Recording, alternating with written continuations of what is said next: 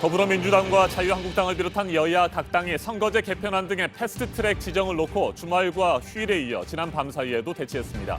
민주당은 전체 의원을 4개 조로 나눠 예산결산위원회에서 비상대기했습니다. 자유한국당도 국회 회의장 점거 농성을 계속했습니다. 휴일에 회의를 강행하기는 어려울 것이라는 전망이 지배적이었지만 기습적인 회의 소집 가능성에 대비한 겁니다. 더불어민주당과 자유한국당은 오늘도 사법개혁특별위원회와 정치개혁특별위원회 회의 소집을 놓고 충돌할 것으로 보입니다. 민주당은 오전 10시 의원총회를 다시 열기로 했고 한국당은 원내대표단 등을 국회 행정안전위원회 회의실로 소집했습니다. 이런 가운데 자유한국당의 정당 해산을 촉구하는 청와대 국민청원에는 지금까지 29만여 명이 동참했습니다. 중러, 미일 정상회담이 잇따라 열리면서 비핵화 문제를 놓고 한반도 주변국들의 대결 구도가 재현될 가능성이 거론되고 있는 가운데 미국 백악관의 볼턴 보좌관은 푸틴 러시아 대통령이 말한 6자 회담은 선호하지 않는다고 밝혔습니다. 러시아와 중국이 대북 제재 이행을 강화할 수 있다며 두 나라의 역할을 경계했습니다. 내년 이후에 적용될 방위비 분담금을 두고 한미 양국이 협상을 또 벌여야 하는 상황에서 트럼프 미국 대통령이 우리나라를 겨냥해 또다시 방위비 분담금 압박에 나섰습니다. 내년에는 더 많이 요구할 것이라고 언급했습니다. 프랑스 파리의 노트르담 대성당에 불이 났을 때 중금속인 납이 다량 녹아내리면서 성당 주변에 남아있는 것으로 조사됐습니다. 프랑스 당국은 인근 주민들과 보수공사 노동자들에게 각별한 주의가 필요하다고 경고했습니다.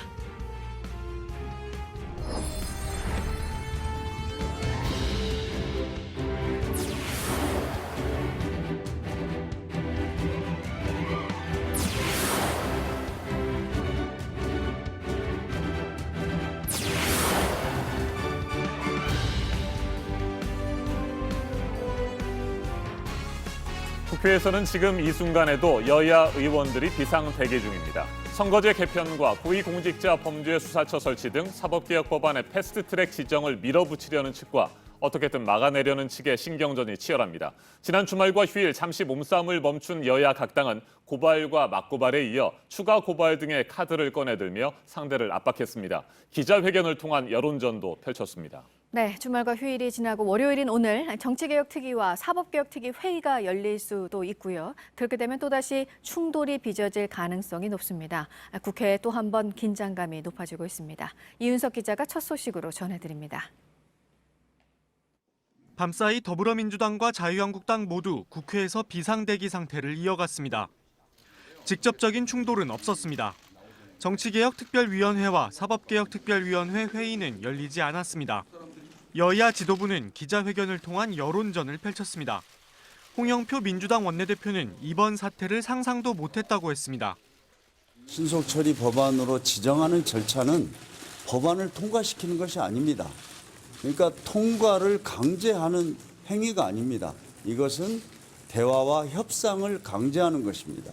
본격적으로 대화와 협상을 하자는 것입니다. 불법과 폭력 행위에 대해선 추가 고발과 무관용 원칙을 강조했습니다. 과거처럼 이렇게 여야가 서로 고발 조치를 하고 유야무야 끝나는 것은 이번에는 결코 없을 것입니다. 나경원 한국당 원내대표는 투쟁을 멈추지 않겠다고 밝혔습니다. 패스트트랙은 한마디로 법안 심사 기간을 못 박아 버리는 제도입니다. 결국 야당의 법안 심사권을 무력화하는 것입니다. 추가 고발 관련 내용을 공개하며 폭력 행위는 오히려 민주당이 했다고 주장했습니다. 누가 주먹을 휘둘러서 우리 의원들을 병원으로 보냈습니까? 정말 참 폭력을 운운하는 것에 대해서 저희가 할 말이 없습니다. 참 뻔뻔하다는 생각이 듭니다. 국회 사무처가 사보임과 전자입법 발의 논란에 문제가 없다는 입장을 밝힌 걸 두고도 대립했습니다. 민주당은 정당하다는 해석이 나왔으니 최대한 빨리 추진해야 한다고 했고 한국당은 국회 사무처가 매우 편파적이라 믿을 수 없다고 반박했습니다. 청와대는 공식 대응을 자제했습니다. 다만 조국 민정수석은 소셜미디어에 국회법 위반에 따른 처벌 조항을 올리거나 대중음악을 공유하는 방식으로 국회 상황을 에둘러 비판했습니다. 조 수석은 가사에 좀비가 등장하는 노래를 공유하기도 했는데 정치권에선 한국당을 겨냥한 것 아니냐는 해석이 나오고 있습니다.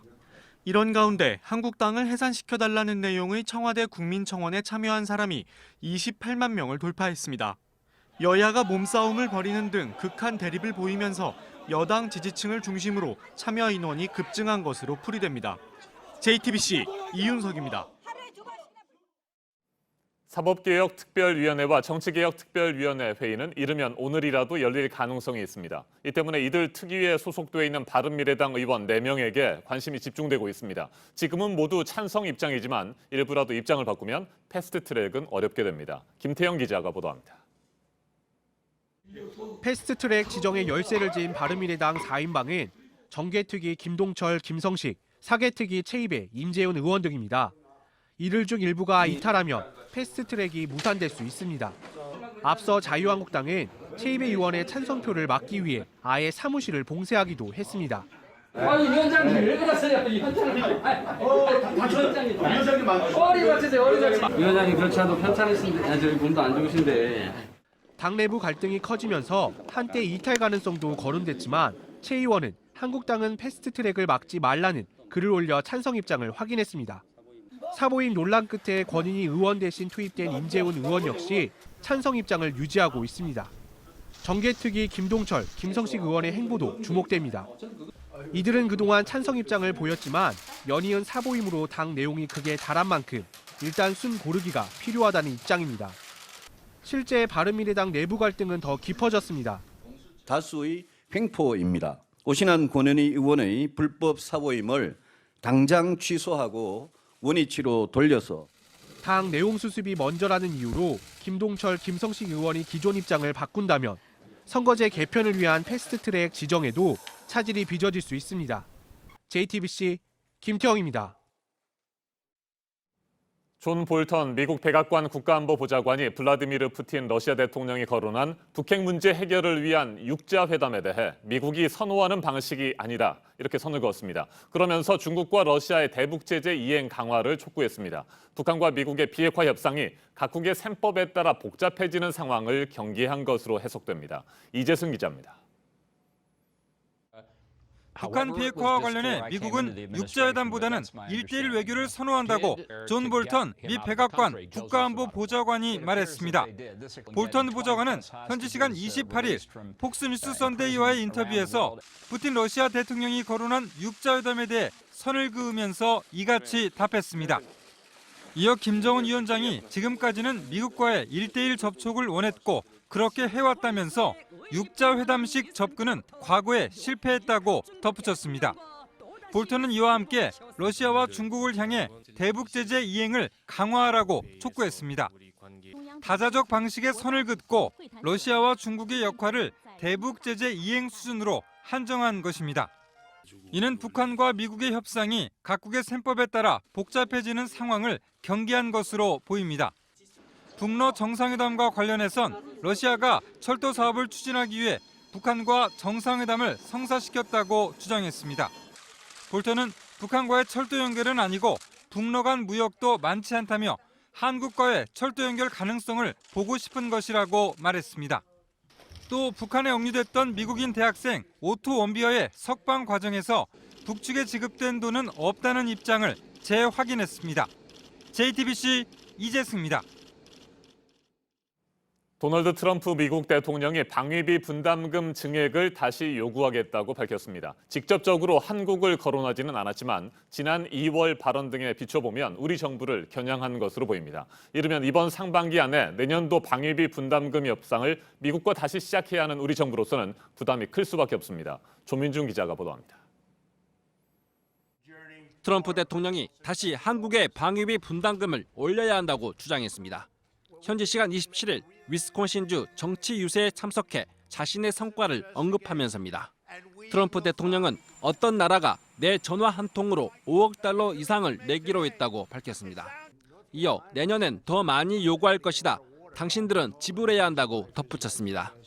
트럼프 대통령은 이날 구체적으로 나라 이름을 말하지 않았지만 지난 2월에도 한국을 거론하며 비슷한 발언을 한 적이 있습니다. They agreed to pay yesterday $500 million more toward their defense. $500 million with a couple of phone calls. I said, why didn't you do this before? They said, nobody asked. So it's got to go up. 그러나 이 발언은 한국이 올해 방위비 분담금을 지난해보다 787억 원 올린 것과 다른 주장이라는 지적을 받았습니다. 워싱턴 포스트도 트럼프 대통령이 미국 측 지출이나 한국의 분담금 인상액 등을 부풀렸다고 보도했습니다. JTBC 조민주입니다. 삼성바이오로직스 분식회계 의혹과 관련해서 증거인멸 혐의 등으로 구속영장이 청구된 자회사 임직원들 오늘 구속 여부를 결정할 영장심사가 예정이 돼 있는데요. 이런 가운데 검찰이 이 증거인멸을 그룹 수뇌부가 지시한 단서를 확보해서 수사를 확대하고 있습니다. 한민용 기자입니다. 검찰은 지난 25일 삼성바이오로직스의 자회사 바이오에피스의 양모 상무 등 2명이 조직적으로 증거를 없앤 정황을 확인하고 구속영장을 청구했습니다. 그런데 이러한 증거인멸에 그룹 차원의 개입이 있었던 정황이 새롭게 포착됐습니다. 과거 그룹 컨트롤타워 역할을 한 미래전략실 출신들이 주축이 된 삼성전자 사업지원 TF가 나섰다는 겁니다. 검찰은 사업지원 TF 임원 등이 IT 전문 인력을 데리고 와서 분식회계와 이재용 부회장 승계 작업 관련 자료 등을 삭제한 걸로 파악했습니다. 특히 이들이 에피스 별관에 따로 사무실을 차리고 직원들에게 컴퓨터와 휴대전화 등을 가져오라고 지시한 정황도 확인했습니다. 검찰은 에피스 관계자 등으로부터 사업지원 TF가 직접 가담했다는 진술도 확보했습니다. 그룹 차원의 증거인멸 정황을 확인한 검찰은 분식회계 의혹이 이재용 부회장 경영권 승계 작업과 연결됐을 걸로 보고 수사를 확대하고 있습니다. JTBC 한민용입니다. 검증도 안 된 줄기세포 치료제가 쓰이고 있는 동물병원들이 있습니다. 만병통치약처럼 홍보돼서 유통되고 있습니다. 정혜성 기자입니다. 지난 1월 9년을 함께한 반려견 꼬순이가 시한부 3개월 선고를 받았습니다. 폐에서 암세포가 발견된 겁니다. 견주 이민우 씨는 이날 수의사가 건넨 줄기세포 치료제에 희망을 걸었습니다. 약품 홍보물엔 암세포가 80% 사멸됐다는 문구가 있습니다. 동물병원 임상 결과 폐암 말기인 몰티즈가 복용 후 3일 만에 호흡이 안정됐다고도 강조했습니다. 하지만 꼬순이의 죽음은 더 빨리 찾아왔습니다. 좋은 추억을 보내줬으면 좋았을 텐데 갑작스럽게 힘들어져가지고 호흡이 거칠어져서 잠도 못 잘 상황이었거든.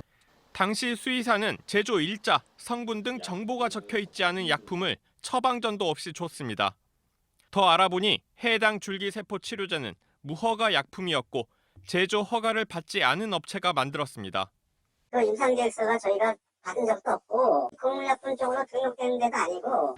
수의사는 취재진에게 무허가 약품인 건 몰랐다고 해명했습니다. 그러면서도 다른 반려동물에는 효과를 받고 부작용도 없었다고 주장했습니다. 부작용이 아직까지 되게 크게 나타난 게 없기 때문에 먹는 거는 더 부작용이 없을 거라 생각하고 이렇게. 무허가 줄기세포 치료제를 반려동물에 투약한 병원은 이곳만이 아닙니다. 어느 생각했을 때 어떤 애들은 효과가 아주 드라마틱하게 있었고 어떤 애들은 했는데도 별로 효과 없는 것 같습니다. 협력 병원만 전국적으로 26개에 달하는 해당 제조업체는 인터넷을 통해서도 홍보를 하고 있는 상황. 프로모션 문자로 많이 해드렸어요. 그러니까 50건, 50케이스 필요하신 분들 카페나 이런 데서 그런 식으로 많이 해드렸어요. 제조업체 측은 관련 법을 잘 몰랐다고 해명했습니다. 하지만 해당 업체를 직접 조사한 고양시청은 경찰에 수사 의뢰를 했고 동물병원에 대해서도 조사하고 있습니다. 주무부처인 농림축산검역본부도 뒤늦게 상황을 파악하고 관리 대책을 논의하고 있습니다. JTBC 정혜성입니다. 화재 복구 작업이 한창인 프랑스 파리의 노트르담 대성당에서 납 중독 우려가 커지고 있습니다. 성당에 불이 나면서 납도 대거 녹아내려서 인근에서 납 성분이 집중적으로 검출이 됐는데요. 보수공사에 투입된 사람들 또 인근 주민들이 걱정입니다. 주변 공원을 포함해서 공공장소들에 대해서는 납 수치가 정상적으로 돌아올 때까지 폐쇄 조치가 내려졌습니다. 오선민 기자입니다. 지난 15일 거대한 불길에 휩싸였던 파리 노트르담 대성당. 첨탑과 지붕이 무너져 내리면서 골조에 쓰인 납도 대거 녹아내렸습니다. 실제로 프랑스 환경단체 로뱅대부와는 최소 300톤의 납이 녹아내린 것으로 추정된다고 발표했습니다. 파리 경찰청은 화재 직후 주변 대기와 먼지를 분석해보니 창문을 열어놓은 곳에서 납 성분이 집중적으로 검출됐다고 밝혔습니다. 화재 당시 녹아내린 납성분이 연기를 타고 입자 형태로 날아들었다는 겁니다. 다만 아직까지 납중독 사례는 확인되지 않은 것으로 전해집니다. 경찰은 성당 주변의 공원 등 납성분이 검출된 곳에 일반인의 접근을 차단했습니다. 또 납수치가 정상을 회복할 때까지 성당 주변의 공공장소들을 폐쇄할 계획입니다. 노트르담 대성당이 있는 시태섬과 인근 강변에 거주하거나 일하는 시민에게는 각별한 주의를 당부했습니다. 납은 주로 미세분진에 흡착돼 사람의 호흡기로 들어오는데 중독되면 빈혈과 사지마비, 실명 등 심각한 후유증을 일으키는 것으로 알려져 있습니다. JTBC 오선민입니다. 이번에는 오늘 아침 체크해봐야 할 뉴스들을 분야별로 살펴보겠습니다. 먼저 정치 분야입니다. 오늘부터 5월 중순까지 부산과 싱가포르 근해에서 우리나라와 미국, 중국 등 12개국의 함정들이 국제 해양 범죄에 공동 대응하기 위한 대규모 연합 해상 훈련을 실시합니다. 일본은 부산 훈련에는 참가하지 않고 싱가포르 훈련에만 참가합니다. 일본 초계기 위협 비행으로 불거진 한일 갈등이 반영됐다는 분석입니다. 초계기 갈등과 관련한 또 하나의 소식 전해드립니다. 다음 달 초 서울에서 한미일 안보회의가 열립니다. 회의 성격상 한미일 3국 간의 연합훈련 문제가 주로 논의될 것으로 보이지만 한국과 일본의 초계기 갈등을 해소하기 위한 문제도 비중 있게 논의될 것으로 예상됩니다. 어제 우리나라를 국빈 방문한 세바스티안 피네라 칠레 대통령이 오늘 청와대에서 문재인 대통령과 정상회담을 합니다. 피네라 대통령의 방안은 지난 2012년 이후 7년 만인데 중남미 정상으로서는 현 정부 들어 첫 번째 방안입니다. 전국 주유소의 휘발유 가격이 넉 달여 만에 최고치로 올랐습니다. 유류세 인하폭이 다음 주부터 줄게 되고요. 여기에 미국의 강화된 이란 제재가 기름값에 영향을 주고 있습니다. 이번 주에 이란산 원유 수입 금지 조치가 적용이 되면 이후 리터당 1,500원 선을 넘어설 거라는 전망이 나오고 있습니다. 65세 이상의 저소득 노인들이 사는 곳에서 복지 서비스도 이용할 수 있도록 한 주택복지 복합시설입니다. 고령자 맞춤형 공공임대주택이 전국 12개 지역에서 1,300여 가구가 공급이 됩니다. 사업지로 선정된 지역들에서 내년부터 공사를 시작하고 그 다음에 입주자 모집을 합니다. 오늘부터 주식 정규 시장 개시 전 시간외 거래 시간이 줄어듭니다. 오전 7시 30분부터 1시간이었었는데 8시 30분에서 40분까지 10분으로 단축이 되는데요. 이에 따라 현재 오전 7시부터인 상장사들의 공시 제출 개시 시간도 30분 늦춰지게 됩니다. 계속해서 사회 분야 뉴스입니다. 마약 투약 혐의로 구속된 박유천 씨가 어제 구속 이후 첫 번째 경찰 조사를 받았습니다. 구속 전과 마찬가지로 투약 혐의에 대해 완강히 부인했습니다. 경찰은 오늘 다시 박 씨를 불러서 조사를 이어갈 계획입니다. 10대 의붓 딸을 살해하고 시신을 유기한 30대 남성이 어제 경찰에 체포됐습니다. 지난 27일 전남 목포에 살고 있던 14살 의붓 딸을 자신의 차량에서 살해했는데 의붓 딸이 자신에게 성추행당한 사실을 친부모에게 알리자 범행을 저지른 것으로 전해졌습니다. 어젯밤 8시 반쯤 전남 여수시의 한 사료 공장에서 불이 났습니다. 불은 2시간 만에 진화됐는데 공장 안에 작업자가 없어서 인명피해는 발생하지 않았습니다. 소방당국이 정확한 화재 원인과 피해 규모를 조사하고 있습니다. 원불교가 창시된 대각 개교절 104년을 맞은 어제 전북 익산 원불교 중앙총부를 비롯해서 국내 교당 등 700여 곳에서 기념식이 열렸습니다. 김주원 종복사는 대종사 가르침의 본의는 아는 것이 아니라 실천하는 것이라고 강조했습니다. 민주평화통일자문회의가 주최하는 전국 청소년 통일댄스 대회가 어제 전북 전주시에서 있었습니다. 12개 팀이 참가해서 대한민국 임시정부 수립 100주년과 판문점 선언 1주년을 기념하는 퍼포먼스를 선보였습니다. 예술의 전당이 어린이 예술단을 3년 만에 없애기로 결정했는데요. 예산 문제 때문입니다. 어린이 단원들과 학부모들은 유인택 예술의 전당 사장과 면담을 하고 반대 의사를 전달했습니다. 네, 미세먼지 해법을 논의하게 될 대통령직 속의 국가기후환경회의가 오늘 출범식을 열고 활동을 본격적으로 시작합니다. 정부, 지자체, 시민사회 등을 대표하는 42명의 위원이 참여를 해서 실생활에서 체감할 대책을 찾고 정부에 제안할 예정입니다. 1948년 여순 사건 당시 반란군에 협조했다는 혐의로 사형당한 민간인 희생자들에 대해서 재심 첫 재판이 오늘 순천에서 열립니다. 지난달 대법원이 당시 군경이 민간인들을 심사 없이 무차별적으로 체포 감금했다면서 다시 재판을 하라고 결정을 했었습니다. 구조한 동물을 안락사한 혐의 등을 받고 있는 동물권 단체 케어의 박소연 대표, 오늘 영장 실질 심사가 열립니다. 단체 후원금 가운데 일부를 개인 소송을 위한 변호사 선임 비용으로 쓰고 동물 보호 등의 목적 외로 기부금을 쓴 혐의도 받고 있습니다. 지금까지 분야별로 오늘 눈여겨봐야 할 뉴스들 체크해드렸습니다. 이어서 날씨 정보입니다. 오늘 대체로 흐리고 구름 많은 가운데 충청과 남부지방을 중심으로 비가 내리겠습니다. 이미 제주와 전남 지역에 비가 시작이 됐고요. 오전 중 남부 전체와 충청 지역까지 확대가 되겠고 또 오후에는 강원 남부에도 일부 내리는 곳이 있겠습니다. 밤이면 대부분 그치겠지만 제주와 일부 영남 지방에 내일 아침까지 길게 이어지겠습니다. 따라서 총 강수량도 많은데요. 남해안과 영남 동해안, 제주에 최대 40mm로 많이 쏟아지겠습니다. 남해안과 제주에는 비와 함께 바람도 강할 것으로 보여서 시설물 관리 잘 해주셔야겠습니다. 하지만 비가 내리지 않는 지역은 오늘 구름만 많이 지날 것으로 보입니다. 오늘 대체로 선선하고요. 비 때문에 충청 이남 지역으로는 낮에도 꽤 쌀쌀하겠습니다. 서울이 19도, 대전과 전주, 대구는 14도에 그치겠습니다. 북한은 평양과 해주, 개성이 19도, 함흥과 중강이 17도로 예상됩니다.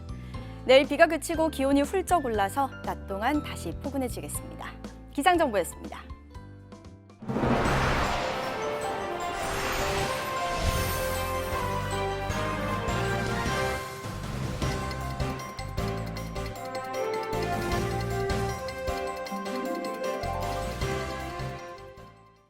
서울과 부산의 주요 도심 도로에선 올해부터 주행 제한 속도를 시속 50km로 낮췄습니다. 서울시 전역과 전국 도심으로도 곧 확대될 예정인데요. 시속 50km는 너무 느리다고 생각할 수도 있지만 시속 70km로 달렸을 때와 비교해보니 목표한 곳까지 가는 데는 3분 정도밖에 차이 나지 않았습니다. 하지만 이렇게 속도를 줄이면 사고가 일어나는 것을 줄일 수 있습니다. 윤두열 기자입니다.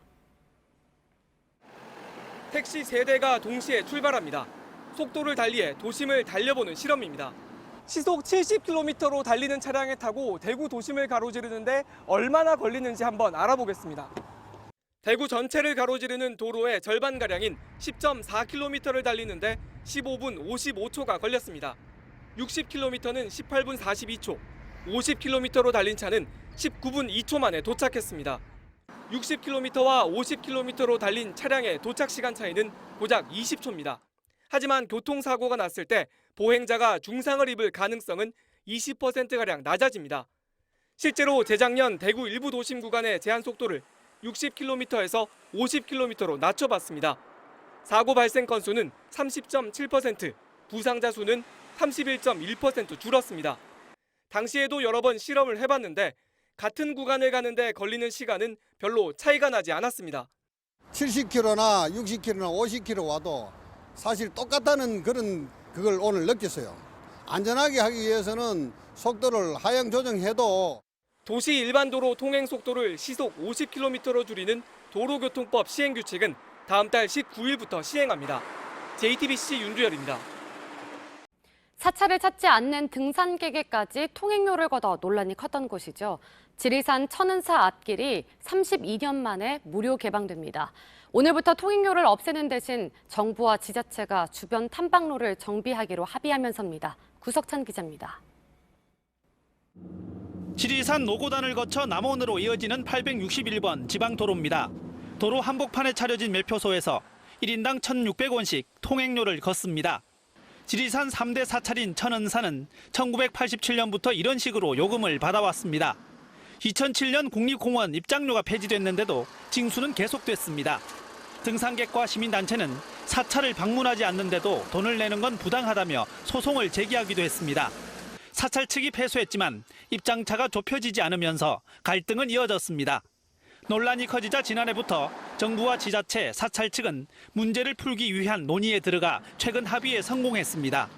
통행료를 없애는 대신 정부와 지자체가 40억 원을 들여 탐방로를 정비하고 사찰 주차장을 리모델링하기로 한 겁니다. 국립공원 안에 사찰의 소지가 들어가 있는데 입장료만 부합되어가지고 관광객들한테 편리함을 주고자. 지리산길은 오늘 오전 11시부터 무료로 열립니다. 하지만 속리산 법주사와 설악산 신흥사 등 전국 사찰 25곳이 여전히 통행료를 놓고 등산객들과 마찰을 빚고 있습니다. JTBC 구석찬입니다. 천연기념물 점박이 물범의 최대 서식지인 백령도에는 이맘때면 수백 마리가 모여들어서 좁은 바위섬을 차지하기 위한 치열한 자리 다툼이 벌어집니다. 올해에는 널찍한 새 쉼터가 생겨 물범들이 편하게 쉴 수 있을 듯합니다. 이세누리 기자입니다. 인천에서 100길로 230km 떨어진 백령도 한이바다. 검은 눈동자를 가진 점박이 물범은 이곳 상징입니다. 겨우내 중국 보하이만에서 새끼를 낳고 봄이 되면 따뜻한 한반도로 내려옵니다. 우리나라에 서식하는 거의 유일한 바다 표범류입니다. 무분별한 포획에 개체수가 크게 줄면서 멸종 위기종으로 지정된 상태입니다. 이 친구들의 경우 우리나라랑 이제 일본, 중국, 그다음에 러시아 쪽에만 서식을 하고 있기 때문에 매우 보호가 이제 좀 가치 있는 종으로. 점박이 물범은 먹이를 잡을 때 말고는 바위섬이나 해변에서 햇볕을 쬐며 휴식을 취합니다. 하지만 백령도에는 쉴 공간이 부족해 치열한 자리 다툼이 벌어지곤 합니다. 점박이 물범의 서식지를 보존하기 위해 정부는 지난해부터 길이 20m, 폭 17.5m의 인공섬을 만들어 왔습니다. 지역 주민들은 반기고 있습니다. 점박이 물범뿐만 아니라 점박이 물범이 잡아먹는 우럭이라든지 놀래미, 그래서 좀 더 포괄적으로 연구를 진행해 보려고 하고 있습니다.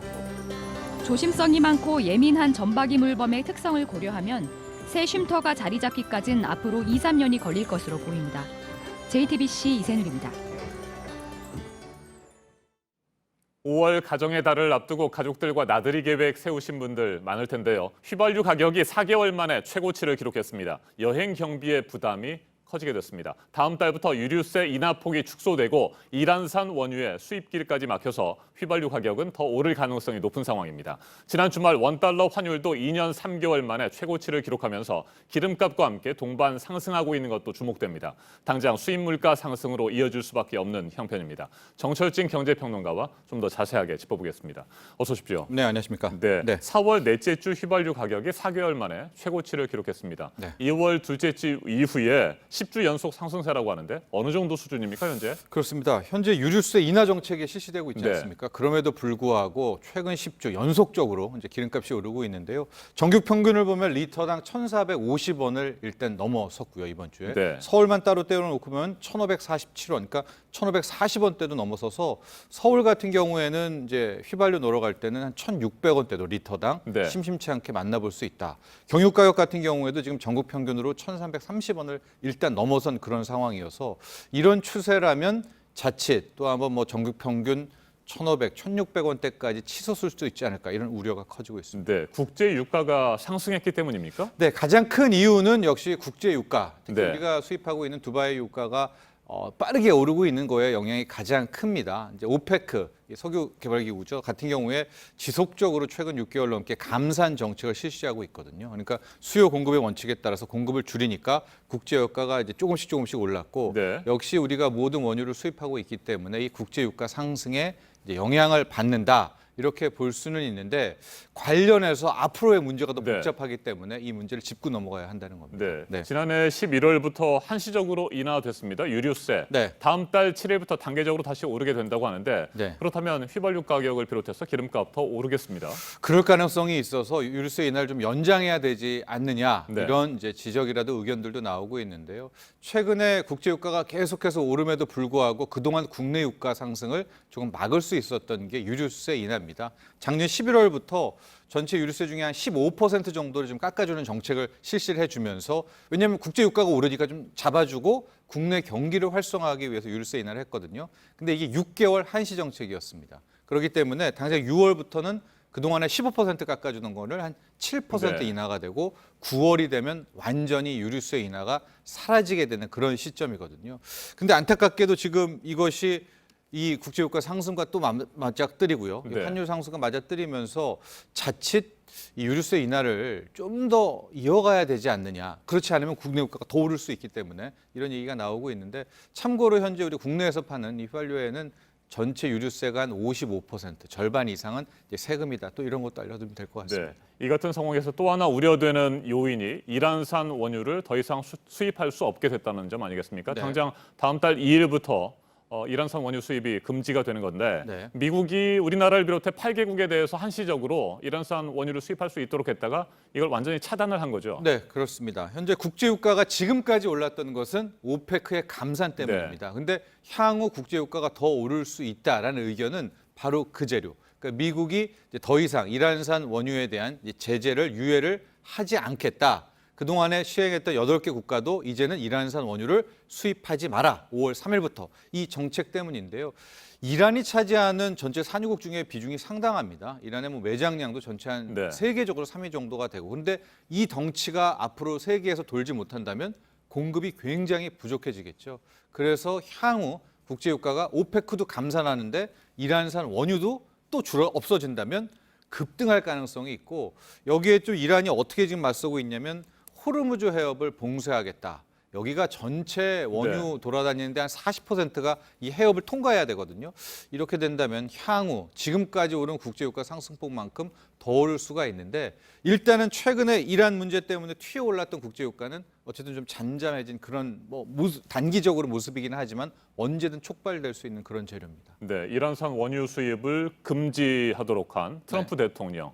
또 다른 한편에서는 석유 수출기구 오페크에 전화를 걸었다고 합니다. 그래서 기름값이 너무 오르지 않도록 해라 이렇게 얘기를 했다고 하는데 이건 어느 정도 효과가 있겠습니까? 그렇습니다. 지난주에 이란산 이 원유 제재 종료, 유예 종료 발표와 함께 급등을 했거든요. 순간적으로 3, 4%. 그런데 말씀하신 대로 트럼프 대통령이 뭐 우군이라고 할 수 있죠. 사우디아라비아 또 아랍에미리한테 전화해서 너네가 이 원유를 공급을 더 늘려라. 이제 이렇게 강하게 압박을 하면서 실은 당시에 올랐던 상승폭은 이번 주 들면서 확 떨어졌습니다. 돌아왔는데 문제는 그동안에 사우디아라비아하고 아랍에미리트가 미국 이야기를 뭐 굉장히 잘 들었거든요. 근데 이건 과거의 일이고 지금 사우디의 분위기는 실은 과거만큼 미국에게 고분고분하지 않을 것이다라는 주장도 일부 나오고 있습니다. 그래서 일단은 이거에 대해서 이제 분위기는 약간 좀 유화시켰지만 과연 사우디가 미국 말을 예전처럼 들어서 계속해서 원유 공급을 증대시킬 것인가, 증가할 것인가는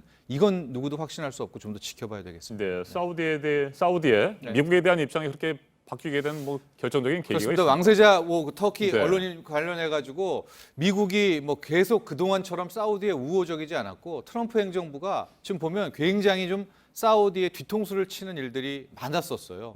감산하라고 그랬다가 증산하라고 그랬다가 하면서 실질적으로 사우디 입장에서도 미국이 예전만큼 트럼프 행정부가 자신들에게 우호적이지 않다라는 것을 좀 알게 됐고 요즘의 사우디는 미국보다 러시아와 더 친합니다. 푸틴과 더 가깝기 때문에 이 행보는 좀 지켜봐야 됩니다. 네, 지난 주말 원달러 환율도 2년 3개월 만에 최고치를 기록했습니다. 이건 왜 그렇습니까? 네, 이게 지금 굉장히 큰 뉴스거든요. 이게 지금 지난 주말 또 올해 역외 환율까지 보면 원달러가 1,161원까지 이게 불과 한 1주 전, 2주 전만 해도 1,130원대, 40원대에서 움직이던 게 순간적으로 거의 2% 넘게 좀 튀어오른 이런 상황인데요. 왜 이렇게 환율이 급등하고 있는가? 가장 기본적인 주장은 이제 1분기 끝나고 나면 이제 우리 주식시장에 배당을 주지 않습니까? 이 배당금이 3월 말 4월에 다 입금이 돼서 이 외국 투자자들이 받았던 배당금을 다시 본국으로 줘야 되니까 원화로 줄 수 없잖아요. 달러로 바꿔서 줘야 돼서 이 달러 수요가 높아져서 환율이 튀어올랐다라는 이제 분석이 가능한데 그러기에는 저 개인적으로 봐도 최근의 환율 급등폭이 너무 큽니다. 이건 좀 설명할 수 없는 부분이기도 하거든요. 그래서 왜 이렇게 원화 가치가 떨어지지? 즉 환율이 오르지? 여기에 대해서 좀 파악해 봐야 되는데요. 기본적으로 지금 우리 한국의 경제 성장률이 굉장히 악화되고 있지 않습니까? 그래서 혹시 한국 경제에 대한 실망감으로 원화 대신에 달러를 선택하는 것이 아니냐. 또 게다가 상대적으로 미국 경제 워낙 좋으니까 미국 쪽으로 투자 자금들이 큰 틀에서 이동하는 것이 아닐까. 또 이런 우려도 가볼 수가 있습니다. 그래서 이번 한 주도 가장 중요해야 될 포인트가 원달러 환율입니다. 네, 일반적으로 환율이 올라가게 되면 수출 업체들은 수익이 늘어나기 때문에 좋을 것이다 이렇게 예상들을 할 수 있겠습니다만 말씀하신 대로 국내 경제가 좋지 않기 때문에 이게 완전한 호재가 되지 않을 수도 있다 이런 말씀이시군요. 네, 그렇습니다. 네, 자 국내 내수 시장이라든지 금융 시장에 대한 영향은 어떻습니까? 굉장히 크죠. 왜냐하면 일단은 원달러 환율이 오르면 수입 물가가 오르게 되거든요. 원화 가치가 떨어지게 되기 때문에. 근데 우리가 수입하는 물건 잘 보시면은 원유 수입하죠. 또 먹거리 중에 상당수 수입하기 때문에 국내 소비자들은 훨씬 더 힘든 경험을 할 수밖에 없고요. 또 하나가 금융시장에도 원화 가치가 떨어지면 외국 투자자 입장에서는 한국 주식이나 부동산 대신에 버리고 달러를 가질 염려가 네. 있습니다. 그래서 이 투자의 매도세에 대한 분명히 우리가 우려도 해야 될 것 같고, 최근에 경기 부양으로 한국은행은 부인하고 있지만 금리 인하를 좀 했으면 하는 그런 의견도 많은데, 이렇게 원화 가치가 떨어지면 금리 인하의 여력도 급속도로 줄어듭니다. 여기서 더 금리 인하를 하게 되면 원화 가치가 더 떨어지게 되거든요. 이런 부분 때문에 원달러 환율이 지금 1161원인데 이것이 이번 주 내에도 쉽게 안정되지 못하고 더 튀어오르게 된다면 뭐 주식시장의 증시 하락이라든가 기타 한국 경제에 악영향을 미칠 수가 있기 때문에요. 다시 한번 말씀드리지만 이번 한 주도 원달러 환율에 주목하셔야 됩니다. 네, 기름값이 오르고 원달러 환율이 오르고 수입 물가도 올라가는 그런 여러 가지로 힘든 상황이 예상이 되는군요. 지금까지 정철진 경제평론가였습니다. 말씀 잘 들었습니다. 블라디미르 푸틴 러시아 대통령이 시진핑 중국 국가주석에게 김정은 북한 국무위원장과의 회담 결과를 상세하게 설명했다고 밝혔습니다. 그러면서 러시아와 중국은 한반도 문제에 대한 공동의 로드맵을 갖고 있다고 덧붙였습니다. 도널드 트럼프 미국 대통령과 아베 신조 일본 총리는 1박 2일 동안 정상회담을 하면서 친밀감을 과시했습니다. 신진 기자가 보도합니다. 푸틴 대통령은 지난 27일 시진핑 주석을 만나 북러 정상회담 결과를 상세히 설명했다고 밝혔습니다. 특히 러시아와 중국이 한반도 문제에 대한 공동 로드맵을 갖고 있다고 설명했습니다. Но никаких новых планов мы не обсуждали, потому что они не нужны сейчас. Нужно исполнять то, о чем мы договорились. Мы это делаем. 러시아와 중국은 2017년 단계적 해법을 내놨습니다. 북핵 미사일 실험과 한미 연합 군사 훈련을 동시에 중단하고 한반도 비핵화와 북미 평화 협정을 동시에 추진하자는 겁니다. 이 로드맵은 북러 정상회담에서도 논의된 것으로 알려졌습니다. 특히 푸틴 대통령은 육자 회담의 필요성을 강조하고 있습니다. Глубоко убежден, что если мы дойдем до ситуации, когда нужно будет вырабатывать какие-то гарантии одной из сторон в данном случае. 이 때문에 북한과 러시아는 물론 중국도 육자 회담 방식을 염두에 둔 게 아니냐는 분석이 나옵니다. 앞서 중국 관영 신화통신은 북러 정상회담에 대해 한반도 다자대화 체계를 구축하는 데 도움이 될 것이라고 평가하기도 했습니다. 이런 가운데 트럼프 대통령과 아베 총리는 26일부터 이틀 동안 회담을 열고 대북 제재를 유지하는 데 공감한 것으로 전해졌습니다. 비핵화 문제를 놓고 한미일 대 북중러 대결 구도가 재현될 가능성이 거론되는 가운데 외교부 당국자는 북미 정상 간 톱다운 방식이 필수적이라는 입장을 밝혔습니다. JTBC 신진입니다. 미국과 일본의 이번 정상회담에서는 골프 회동과 같은 친교 일정이 많았습니다. 그런데 회담의 핵심인 무역 문제에서는 삐걱거리는 모습도 노출됐습니다. 일본 매체들은 밀월 관계 속에 불협 화음이 감춰져 있다, 이렇게 보도했습니다. 어완희 기자입니다. 트럼프 대통령의 말에 동의하듯 끄덕이던 아베 총리가 갑자기 고개를 갸우뚱합니다. I think it can go fairly quickly. Maybe by the time I'm over there, maybe we sign it over there. 무역 협상 타결 시점을 언급한 돌발 발언에 당황한 기색입니다. 아사히 신문은 예상치 못한 발언에 아베 총리가 휘둘렸다고 보도했습니다. 이틀간 이루어진 미일 정상회담은 밀월 회담을 방불케 했습니다. 트럼프 대통령 부인 멜라니아의 49번째 생일 만찬을 함께했습니다. 둘째 날에는 골프 회동도 했습니다. 상케이 신문은 트럼프 대통령이 신조는 특별하니까라며 자신이 평소 사용하던 화장실을 안내해줬다고 일면에 보도했습니다. 하지만 회담 핵심 의제인 무역 협상을 두고는 삐걱거렸습니다. 내년 대선에서 농업계의 표심을 얻으려는 트럼프 대통령은 일본의 농산물 관세를 없애거나 낮춰달라고 요구해왔습니다. 아베 총리는 오는 7월 참의원 선거를 앞두고 있어 서둘러 무역 협상을 타결하는 것이 부담입니다. 다음 달 국빈 방문, 6월 오사카 G20 정상회의 참석 등으로 트럼프 대통령은 2달 연속 일본을 방문합니다. 이를 두고 일본 매체들은 양국의 친밀함보다 무역 협상 조기 합의를 위한 압박이라고 분석했습니다. JTBC 어환입니다. 네, 5G 폰 가입자들을 확보하기 위한 통신사들의 경쟁이 요즘 치열한데요. 불법 보조금이 또 기승입니다. 보조금 수십만 원을 주겠다는 호객 행위가 이어지고 있습니다. 먼저 정재우 기자입니다. 최신형 갤럭시 5G 모델의 단말기 값은 약 140만 원. 공시지원금에다 대리점에서 추가로 주는 지원금까지 모두 받아도 82만 원 넘게 줘야 합니다. 하지만 불법 보조금을 몰래 주는 매장에선 달랐습니다. 서울의 한 전자상가 매장. 건물에 들어가자마자 호객 행위가 이어집니다. 단말기 값을 물었더니 말로 하지 않고 계산기에 숫자를 찍어서 액수를 보여줍니다. 기변으로는 그게 최대예요? 기획값이 140이에요. 51만 7천 원. 불법 보조금을 30만 원 넘게 주는 셈입니다.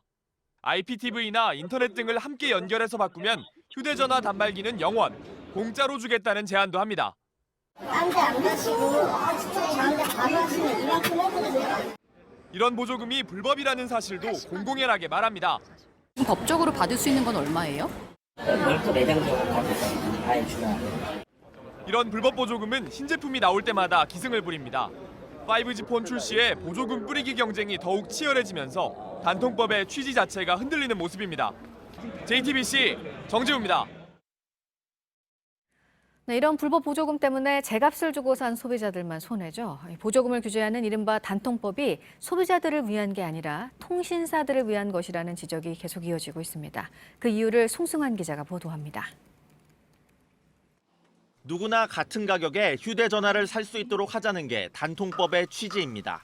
같은 기종도 어디서 어떻게 흥정하느냐에 따라 가격이 천차만별이라 소비자의 불만이 컸기 때문입니다. 단통법이 시행된 지 5년째지만 소비자들의 불만은 여전합니다. 33만 원으로 묶인 보조금 상한액 때문에 오히려 대부분의 소비자들이 예전보다 비싸게 휴대전화를 사게 됐다는 겁니다. 그런데 번호 이동 가입자 유치를 위해 출혈 경쟁을 벌이던 이동통신사들은 단통법 시행 이후 한숨 돌렸습니다. 최신 기종이 나올 때마다 불법 보조금이 돌긴 했지만 전체 소비자를 상대로 한 보조금 경쟁은 사라졌기 때문입니다. 2014년 통신 3사의 마케팅 비용은 8조 원을 넘겼는데 단통법 시행 뒤인 2015년부터는 7조 원대를 유지했습니다. 실적도 좋아졌습니다. 2014년 통신 3사의 영업이익은 1조 6천억 원이었는데 지난해는 2배가 넘습니다. 시민단체에선 단통법의 원래 취지를 살리기 위해 다양한 보완책을 함께 써야 한다고 말합니다. 제조사와 통신사의 지원금을 투명하게 알리고 통신 서비스와 휴대전화기를 분리해서 판매해야 한다는 겁니다. 보급형 단말기를 여러 종류 만들어서 정부가 지원해야 한다는 목소리도 나옵니다. JTBC 송승환입니다. 최근 이른바 불의 고리를 중심으로 전 세계 곳곳에서 지진이 이어지고 있어서 우려가 큰 상황이죠. 지난 2015년 이맘때 네팔에서는 규모 7.8의 강진이 일어나서 9천 명에 가까운 사람들이 목숨을 잃었었는데요. 4년이 지난 지금 그날의 상처는 여전히 남아있지만 희망도 보입니다. 서준석 기자가 현지에서 취재를 했습니다. 아이들이 4년 전 공포를 그림으로 표현합니다. 무너진 전봇대는 차를 덮쳤고 뿌리채 뽑힌 나무는 이곳저곳을 뒹굴었습니다. 거리에는 다친 사람들이 쓰러져 있었습니다. खेल्न जाँदाखेरि मम्मी आउनु भएर लिएर जानुभयो घरमा घरमा जाँदाखेरि दाइ भूकम्पले परेर 아이들 대부분이 4년 전 재앙을 또렷이 기억합니다. होइन म 5 सेकेन्ड मात्र भएको थियो बाहिर निस्केको ठ्याक्कै भूकम्प आइदिएर क्या मेरो साथी आएर जिउस बोलाएको भएर बाँचेको 7.8 강진이 덮친 그날 네팔의 지진 피해는 유달리 심각했습니다. 진원의 깊이가 낮았고 주택이 모여 있었기 때문입니다. 8,900여 명이 숨졌고 2만 3천여 명이 다쳤습니다. 배움터이자 보금자리였던 학교 2만 4천여 곳이 무너졌습니다. नराम्रो लाग्यो पनि बेसी डर लाग्यो अङ्कलले ठुलो चौरमा जाऊ भने हजुरआमा बित्नुभयो 4년이 흐른 지금도 네팔 곳곳에선 그 흔적을 발견할 수 있습니다. 네팔에서 가장 높았던 탑은 평범한 건물 높이로 주저앉았고 옛 왕궁터 곳곳엔 무너진 사원이 섞여 있습니다. 대지진을 겪은 사람들의 트라우마도 여전합니다. 이 पारी भूकम्पले आमा पुरेर मर्नुभयो यस्तो घरले कति दिनसम्म आमा भेट्न जान पाइन. 아이들의 피해는 더 심각합니다. 아동 인신매매 범죄가 지진 직전보다 10배가량 늘어났습니다. 일부 아이들은 사창가와 공장에 팔려가야 했습니다. यो दलालीहरूले चाहिँ यो सानो बालिकालाई बेच्दै रहेको पैसा लिएर बेचेको. 하지만 구애의 손길이 이어지면서 폐허 속에도 희망이 싹트고 있습니다. 지진 피해가 가장 심각했던 신도8 측의 국제구호기구가 지은 학교입니다. 3살 넘는 어린이부터 우리나라의 고등학생까지 수용할 수 있는 이 학교는 총 300명 넘는 아이들의 배움터입니다. 학교 곳곳에는 이렇게 휠체어를 탄 아이들도 다닐 수 있는 완만한 경사로가 마련돼 있고요. 또 외부인의 출입도 막을 수 있는 담장도 새로 생겼습니다. 이 지역의 90% 이상의 학교들이 건물들이 무너져서 그 지진이 났을 때 아이들이 공부할 곳이 없었고 또 아이들이 놀 곳이 없었기 때문에 많은 아이들이 언제나 이곳에 와서 친구들과 편하게 공부하고 놀고 좋은 기억의 어떤 공간이 됐으면 좋겠습니다. 아이들도 새 보금자리에서 밝은 미래를 꿈꿉니다. डाक्टर बिरामीमा चाहिँ बुद्ध लामाको गीत गाउँछु मैले धेरै जसो पछिको सपना अब त गएर सिङ्गिङ गर्ने त्यति हो. 최근 한국을 비롯해 아시아에서 연쇄 지진이 잇따르고 있는 상황. 구호 전문가들은 대형 재난을 당한 주민들에게 필요한 건 스스로 극복할 수 있는 환경이라고 조언합니다. JTBC 서준석입니다.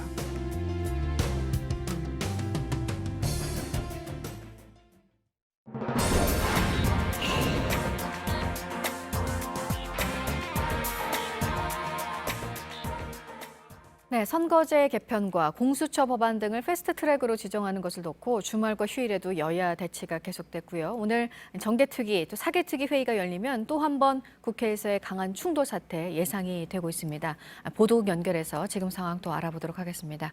안태훈 기자, 자유한국당 의원들 지금 국회 행정안전위원회 회의실에 모이기 시작했다고 합니다. 정개특위 회의가 여기서 열릴 가능성이 있어서 점거를 하고 있는 곳이죠? 네, 그렇습니다. 자유한국당은 원내대표단을 비롯해서 비례대표 의원, 또 서울 지역구를 둔 의원 등 사실상 지방지역구 의원들을 제외한 전원을 말씀하신 곳으로 소집했습니다. 회의는 비공개로 진행되고 있는데요. 선거제 개편안 등 패스트트랙 지정을 막기 위한 향후 전략을 논의 중인 것으로 전해지고 있습니다. 민주당은 잠시 후 오전 10시에 의원총회를 열기로 했습니다. 이런 가운데 자유한국당 정당 해산을 촉구하는 청와대 국민청원에는 지금까지 30만 명 이상이 동참했습니다. 네, 다음은 방탄소년단이 미국 빌보드 메인 앨범 차트인 빌보드 200에서 3위를 기록했다는 소식입니다. 지난주 빌보드 200에서 1위를 차지한 방탄소년단 앨범 페르소나가 둘째 주에는 3위를 차지한 것입니다. 지난 1년 동안 빌보드 200에서 1위를 차지한 비영어권 앨범 4장 가운데 석장은 방탄소년단 앨범입니다. 네, 그리고 20대 여성을 성폭행한 50대 남성이 범행 21년 만에 재판을 받고 있죠? 네, 그렇습니다. 법원은 특수 강간 등의 혐의로 57살 A씨에게 징역 5년을 선고했습니다. 1998년 A씨는 B씨와 함께 도로변에서 20대 여성을 강제로 차량에 태워 납치한 뒤에 인적이 뜸한 곳으로 끌고 가 성폭행한 혐의로 구속 기소됐습니다. 당시 B씨는 범행 후 오래지 않아서 경찰에 붙잡혔지만 A씨는 베트남으로 도주했다가 이번에 자수해서 법의 심판을 받게 됐습니다. 끝으로 최근 부활절 참사를 겪은 스리랑카의 이웃나라 인도에서도 테러 우려가 높아지고 있다는 소식입니다. 스리랑카 정부가 부활절 테러의 배후 조직으로 지목한 NTJ의 리더가 과거 인도를 여러 차례 방문하는 등 NTJ 근거지가 인도에 있다는 보도가 나왔기 때문입니다. 실제 인도 당국은 NTJ 잔당이 존재할 가능성을 염두에 두고 경계 태세를 강화하고 있습니다. 지금까지 아침에 지금 JTBC 안태훈입니다. 월요일 날씨 키워드입니다. 오늘은 충청 이남 비, 낮에도 쌀쌀, 그리고 내일 기온 올라인데요. 오늘 전국이 대체로 흐리고 충청 이남 지역으로 비 소식이 있습니다. 구름이 볕을 막아서 낮에도 선선하겠고요. 비가 내리는 지역은 종일 쌀쌀하겠습니다. 내일은 다시 기온이 조금 올라서 평년과 비슷하거나 조금 높은 기온 보이겠습니다. 요즘 비 소식도 많고 기온도 널뛰기가 심한데요. 날씨가 오락가락 정신을 못 차리겠다. 왜 또 쌀쌀하냐? 이제 무난한 날씨로 정착 좀 했으면 소망하셨고요. 샤랄랄라 원피스 샀는데 날씨를 원망하는 분도 계셨습니다. 이러다 어느새 확 더워질까 걱정도 됩니다. 지금까지 키워드와 SNS로 만나본 날씨였습니다. 국회에서는 여야 의원들이 계속해서 비상대기 중입니다. 선거제 개편과 고위공직자 범죄수사처 설치 등 사법개혁 법안의 패스트트랙 지정을 밀어붙이려는 측과 어떻게든 막아내려는 측의 신경전이 치열합니다. 지난 주말과 휴일 잠시 몸싸움을 멈춘 여야 각 당은 고발과 맞고발에 이어 추가 고발 등의 카드를 꺼내들며 상대를 압박했습니다. 이윤석 기자가 보도합니다. 밤사이 더불어민주당과 자유한국당 모두 국회에서 비상대기 상태를 이어갔습니다. 직접적인 충돌은 없었습니다. 정치개혁특별위원회와 사법개혁특별위원회 회의는 열리지 않았습니다. 여야 지도부는 기자회견을 통한 여론전을 펼쳤습니다. 홍영표 민주당 원내대표는 이번 사태를 상상도 못했다고 했습니다. 신속처리 법안으로 지정하는 절차는 법안을 통과시키는 것이 아닙니다. 그러니까 통과를 강제하는 행위가 아닙니다. 이것은 대화와 협상을 강제하는 것입니다. 본격적으로 대화와 협상을 하자는 것입니다. 불법과 폭력 행위에 대해선 추가 고발과 무관용 원칙을 강조했습니다. 과거처럼 이렇게 여야가 서로 고발 조치를 하고 유야무야 끝나는 것은 이번에는 결코 없을 것입니다. 나경원 한국당 원내대표는 투쟁을 멈추지 않겠다고 밝혔습니다. 패스트트랙은 한마디로 법안 심사 기간을 못 박아 버리는 제도입니다. 결국 야당의 법안 심사권을 무력화하는 것입니다. 추가 고발 관련 내용을 공개하며 폭력 행위는 오히려 민주당이 했다고 주장했습니다.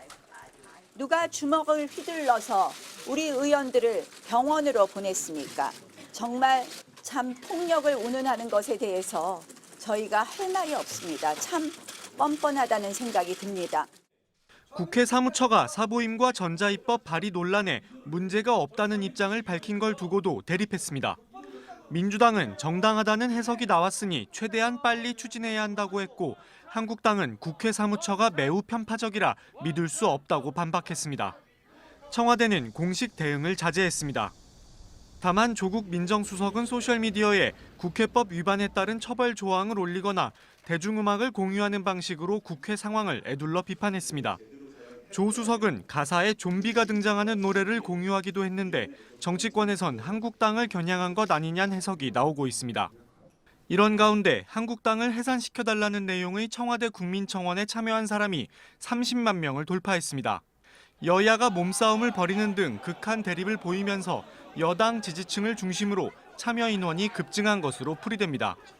JTBC 이윤석입니다. 사법개혁특별위원회와 정치개혁특별위원회 회의는 이르면 오늘이라도 열릴 가능성이 있습니다. 이 때문에 이들 특위에 소속돼 있는 바른미래당 의원 4명에게 관심이 집중되고 있습니다. 지금은 모두 찬성 입장이지만 일부라도 입장을 바꾸면 패스트트랙은 어렵게 됩니다. 김태영 기자가 보도합니다. 패스트트랙 지정에 열세를 지은 바른미래당 4인방은 정개특위 김동철, 김성식, 사개특위 최이배, 임재훈 의원 등입니다.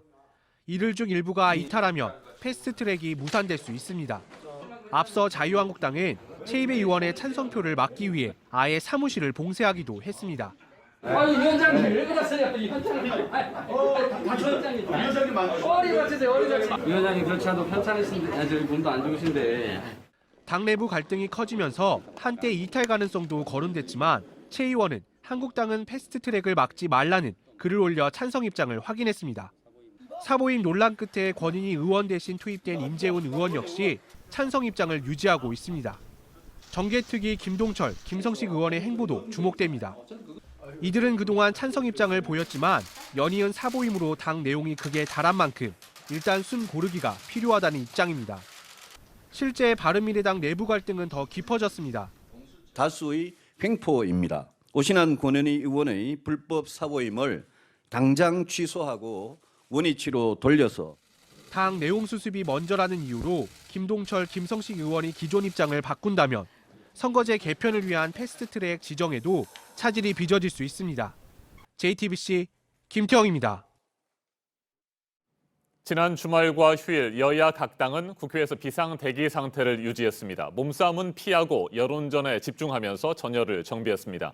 자유한국당을 제외한 여야 사당은 오늘 정치개혁특별위원회와 사법개혁특별위원회를 열고 패스트트랙 상정을 위한 절차에 들어간다는 방침입니다. 물론 자유한국당은 반드시 저지하겠다는 입장입니다. 사법개혁특별위원회 위원장을 맡고 있는 더불어민주당 이상민 의원을 전화로 연결합니다. 이상민 의원님 나와 계시죠? 네, 안녕하세요. 네, 자 지난주 목요일부터 국회 대치가 시작됐으니까요. 벌써 닷새째를 맞았습니다. 지난 밤에도 국회에서 대기를 하셨는지요? 네, 그렇습니다. 어제도 저 국회에서 비상 대기하고 있었고요. 네. 네, 언제든지 하여튼 그 사개특위를 열 수 있는 여러 가지 환경이나 조건은 다 숙성돼 있고 갖춰 있기 때문에 여러 가지 하여튼 상황을 고려해서 네. 개의를 할 준비는 하고 있었습니다. 네, 주말에도 제대로 쉬지 못하고 많이 피곤하실 것 같습니다. 물론 국회 파행, 여야 의원들의 몸싸움, 이것을 지켜보는 국민들의 피로감과 실망감 또한 매우 큰 상황인 줄 잘 아실 거고요. 현재 여야 의원들 어떤 상태입니까? 오늘 국회 이제 지금 저도 출근하는 길인데요. 네. 이제 오늘 상황을 지켜보겠습니다만 지금 말씀하신 대로 국민들께서 얼마나 불쌍스럽게 보시고 계십니까? 국민들께서는 민생이나 여러 가지가 어렵고 걱정스러운 게 한두 가지가 아닌데 이런 것들에 대한 것들은 처리하지 않고 그냥 그 국회가 가동이 중단되고 아주 불쌍스러운 모습들을 보여주고 있으니까 네. 하여튼 국민들 뵙기가 송구스럽습니다. 네, 어제 말이죠. 사법개혁특별위원회 전체 회의가 열릴 가능성을 배제할 수 없다 이렇게 말씀을 하신 것으로 들었는데 자유한국당 소속의 사개특위 위원들과 혹시 일부 접촉을 하셨던 겁니까? 자유한국당이요? 네네. 아니 자유한국당 의원들은 회의 자체를 지금 회의실 진입을 막고 불법 점거하고 이런 반대 입장이 강렬하게 보여주고 있으니까 그분들하고 의논할 형편은 아닌 것 같습니다. 네. 바른미래당 분들에 대해서는 직간접적으로 여러 채널을 통해서 사개특위에 출석을 할 것이고 출석해서 찬성의 뜻을 표시하겠다라는 뜻을 여러 차례 확인한 바 있습니다. 네, 바른미래당 쪽에서는 그러면 교체된 의원들도 회의가 열리면 반드시 참석하겠다 이런 입장을 보인 겁니까? 네네, 그렇습니다. 여러 차례 이런 직간접적인 채널을 통해서 그런 확인하고 또 확인한 부분입니다. 네, 자 그렇다면 오늘은 어떻게 될까요? 정치개혁특별위원회, 사법개혁특별위원회 동시에 열어서 패스트트랙 법안을 상정할 수 있을 것으로 보십니까? 저는 이러한 지금 소모적인 그리고 국회가 기능이 중단된 사태는 빨리 종식하고 국회 기능을 복원하는 것이 급선무라고 생각됩니다. 그런 차원에서라도 법안 심사를 내년 2, 3월까지 마치라는 신속 처리 안건 절차에 대한 부분은 오늘이라도 종료가 되었으면 좋겠다는 것이 사개특위 위원장으로서의 입장입니다. 네. 자유한국당에서 막으면 길거리에서라도 표결을 할 것이다. 이렇게 말씀도 하신 것으로 들었는데 실제로 그렇게 하실 생각도 있으십니까? 네, 국민들께서 세금으로 마련해 주신 국회 회의 장소가 있는데 거기를 지난번처럼 자유당 측이 자유한국당 측에서 몸으로 또 물리력을 동원해서 막으면 의원들의 회의장 진입이 불가능하고 회의 진행이 불가능하기 때문에 만약에 그렇다면 특별위원회 사무실이 아닌 다른 데서라도 하겠지만 거기도 또 막게 되면 복도에서라도 길에서라도 또 국회의 롯텐다 홀에서라도 사법개혁특위를 열어서 저는 이 신속 처리 안건 절차를 적법하게 처리해야 된다고 생각합니다. 네, 바른미래당 지도부가 사개특위 위원들 2명을 교체를 했습니다. 이 과정에서 불거진 사보임 불법 주장 논란 여전히 이어지고 있는데 위원장으로서 이건 어떻게 생각하십니까? 국회 회기 중에 특정 정당, 특정 교수단체 소속 의원을 사보임하는 것은 그 정당의 내부 사정에 따라서 국회의장께서 허락을 해왔던 사항이거든요. 네. 그러니까 이번 바른미래당의 것만 그랬던 것이 아니고 그동안 자유한국당도 무수하게 자신들의 필요에 따라서 그렇게 그걸 운영해 왔습니다. 그런데 상황에 따라서 자기들이 한 거는 눈 감고 이번의 경우만 문제 삼는다는 거는 앞뒤가 안 맞는 거죠. 지금까지 해왔던 관행 이런 부분 그리고 바른미래당에서 당내의 여러 의원들 사이의 문제는 그건 바른미래당의 당내 문제입니다. 제3당이 나서서 가타부타 얘기하는 건 옳지 않다고 생각합니다. 네. 여야의 충돌로 동물국회가 됐다. 이런 비판이 나오고 있습니다. 국회 선진화법이 사실상 휴지 조각이 된 상황이고요. 더불어민주당은 나경원 원내대표를 비롯한 자유한국당 의원 18명을 폭력 행사 그리고 회의 방해 혐의로 고발을 했는데 법적 책임을 반드시 묻겠다. 이 방침에는 여전히 변함이 없으신 건가요? 국회법의 회의를 그동안 동물국회에서 비판받았던 것이 몸으로 맞거나 의원들의 회의 운영을 방해했을 때 속수무책이었거든요. 그래서 그 이후에 법이 마련되기를 그 국회법에 다른 의원들 또 회의의 진행을 방해할 때는 5년 또는 7년 이하의 징역형에 처할 수 있는 그런 중재형을 법에 규정해 놓고 있습니다. 네. 그렇기 때문에 이런 국회 방해에 대해서는 엄중한 법적 책임을 묻도록 범죄로 중대범죄로 규정해 놨고 이를 공당인 제1야당의 원내대표가 진두지휘해서 회의 진행을 막고 국회의원들의 법안 제출을 막았다면 당연히 그 국회법 그리고 일반 형법에 따른 엄중한 법적 책임을 물어야 더 이상의 이런 동물국회는 막을 수 있다고 생각됩니다. 알겠습니다. 지금까지 사법개혁 특별위원장을 맡고 있는 더불어민주당 이상민 의원이었습니다. 말씀 잘 들었습니다. 네, 감사합니다. 삼성바이오로직스의 고의적인 분식회계 의혹에 대해 그동안 삼성 측은 계열사 차원의 문제다 이렇게 선을 그어왔죠. 그런데 JTBC 취재 결과 이 같은 입장을 정면으로 뒤집는 정황이 확인됐습니다. 과거 삼성의 컨트롤 타워로 불린 미래전략실 출신들이 주축이 된 삼성전자 사업지원 TF가 직접 증거인멸에 나선 것으로 의심되는 정황들을 검찰이 파악한 겁니다. 한민용 기자가 보도합니다. 검찰은 지난 25일 삼성바이오로직스의 자회사 바이오에피스의 양모 상무 등 2명이 조직적으로 증거를 없앤 정황을 확인하고 구속영장을 청구했습니다. 그런데 이러한 증거인멸에 그룹 차원의 개입이 있었던 정황이 새롭게 포착됐습니다. 과거 그룹 컨트롤 타워 역할을 한 미래전략실 출신들이 주축이 된 삼성전자 사업지원 TF가 나섰다는 겁니다. 검찰은 사업지원 TF 임원 등이 IT 전문 인력을 데리고 와서 분식회계와 이재용 부회장 승계 작업 관련 자료 등을 삭제한 걸로 파악했습니다. 특히 이들이 에피스 별관에 따로 사무실을 차리고 직원들에게 컴퓨터와 휴대전화 등을 가져오라고 지시한 정황도 확인했습니다. 검찰은 에피스 관계자 등으로부터 사업지원 TF가 직접 가담했다는 진술도 확보했습니다. 그룹 차원의 증거인멸 정황을 확인한 검찰은 분식회계 의혹이 이재용 부회장 경영권 승계 작업과 연결됐을 걸로 보고 수사를 확대하고 있습니다. JTBC 한민용입니다.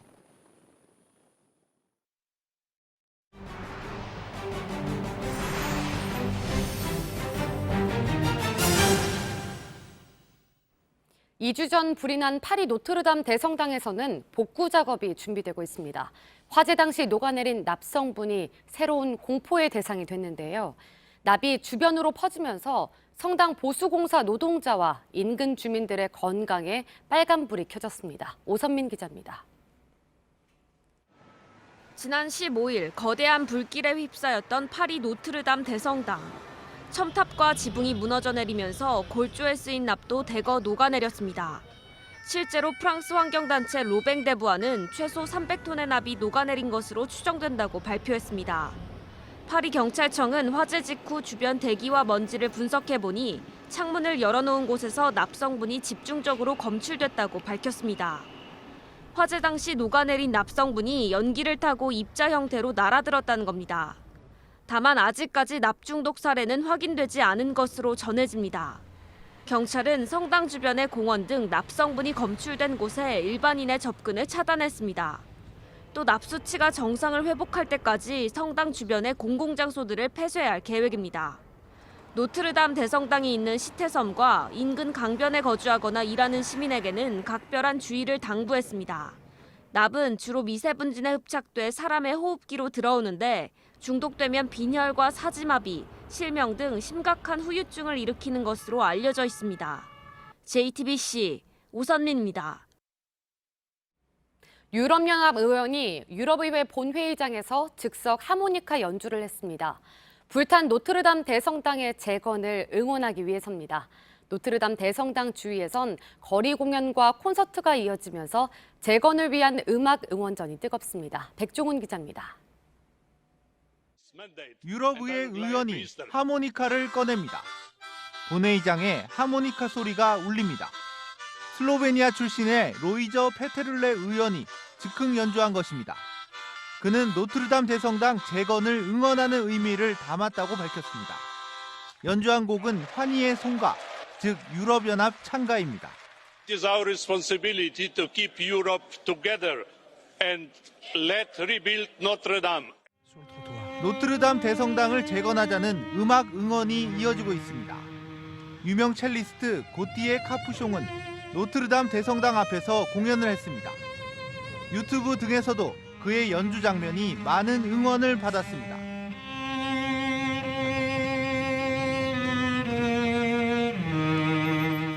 대성당의 복구 기금 마련을 위한 콘서트도 열렸습니다.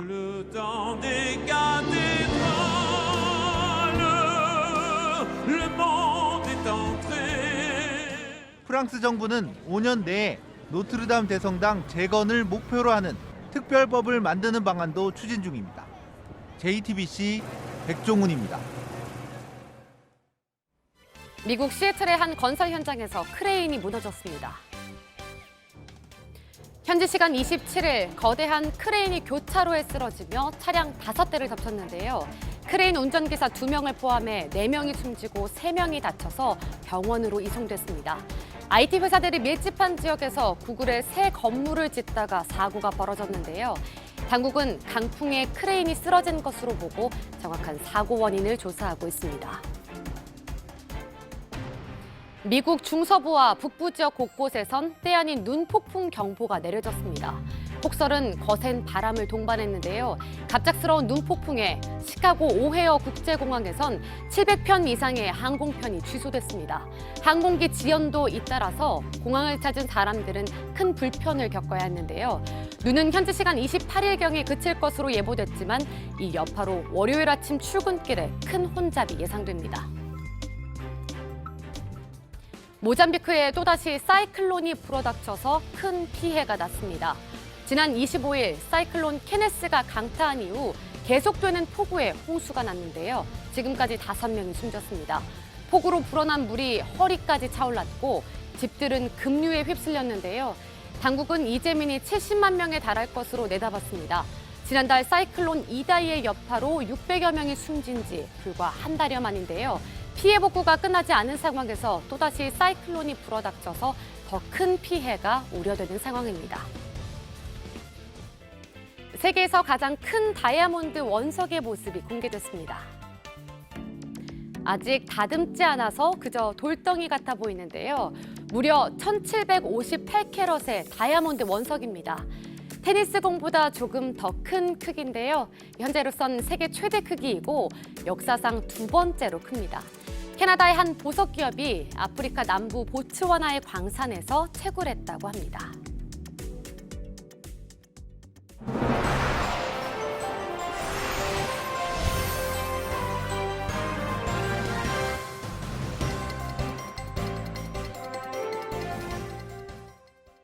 네, 월요일 아침 8시 7분 지나고 있습니다. 지난주 말에 중러 또 미일 정상회담이 잇따라 열렸습니다.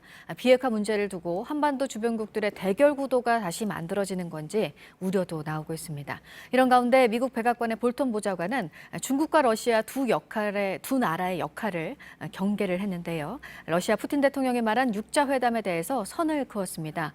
러시아와 중국은 대북 제재를 이행해야 한다고도 강조했습니다. 이재승 기자입니다. 북한 비핵화와 관련해 미국은 육자회담보다는 1대1 외교를 선호한다고 존 볼턴 미 백악관 국가안보 보좌관이 말했습니다.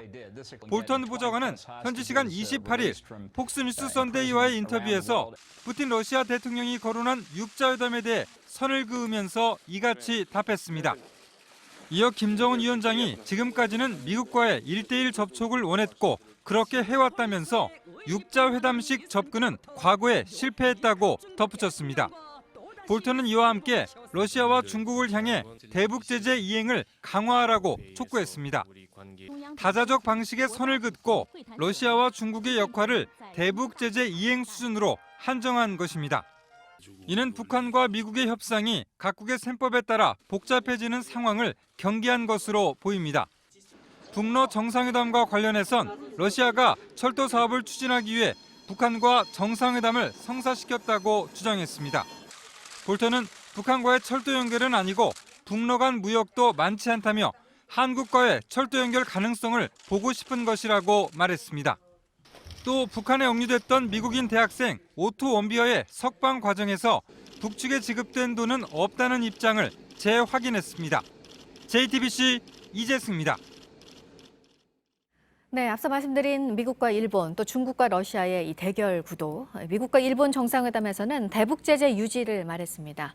중러 회담에서는 단계적 해법 그리고 육자 회담 같은 다자 대화가 논의가 된 것으로 보입니다. 이어서 신진 기자입니다.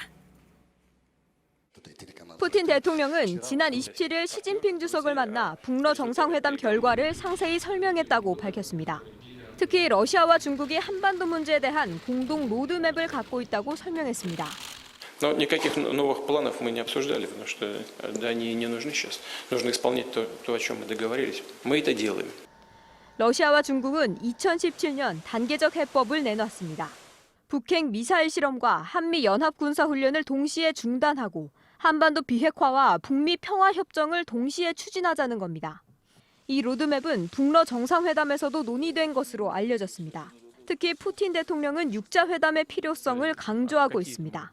Глубоко убежден, что если мы дойдем до ситуации, когда нужно будет вырабатывать какие-то гарантии одной из сторон в данном случае. 이 때문에 북한과 러시아는 물론 중국도 육자회담 방식을 염두에 둔 게 아니냐는 분석이 나옵니다. 앞서 중국 관영 신화통신은 북러 정상회담에 대해 한반도 다자대화 체계를 구축하는 데 도움이 될 것이라고 평가하기도 했습니다. 이런 가운데 트럼프 대통령과 아베 총리는 26일부터 이틀 동안 회담을 열고 대북 제재를 유지하는 데 공감한 것으로 전해졌습니다. 비핵화 문제를 놓고 한미일 대 북중러 대결 구도가 재현될 가능성이 거론되는 가운데 외교부 당국자는 북미 정상 간 톱다운 방식이 필수적이라는 입장을 밝혔습니다. JTBC 신진입니다. 네, 이번에 트럼프 대통령과 아베 총리가 만나면서는 골프도 같이 치고 친밀한 관계를 과시를 했습니다. 하지만 정작 핵심 의제인 무역 문제를 두고는 달랐습니다. 이 소식은 어환희 기자가 전합니다. 트럼프 대통령의 말에 동의하듯 끄덕이던 아베 총리가 갑자기 고개를 갸우뚱합니다.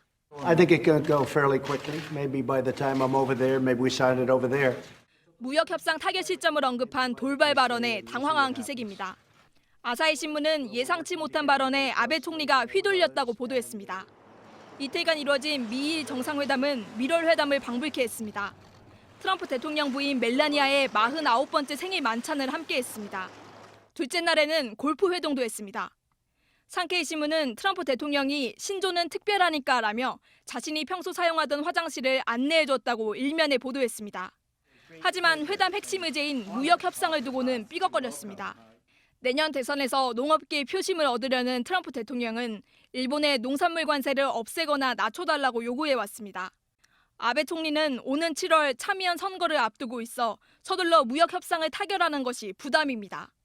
다음 달 국빈 방문, 6월 오사카 G20 정상회의 참석 등으로 트럼프 대통령은 2달 연속 일본을 방문합니다. 이를 두고 일본 매체들은 양국의 친밀함보다 무역 협상 조기 합의를 위한 압박이라고 분석했습니다. JTBC 어환입니다.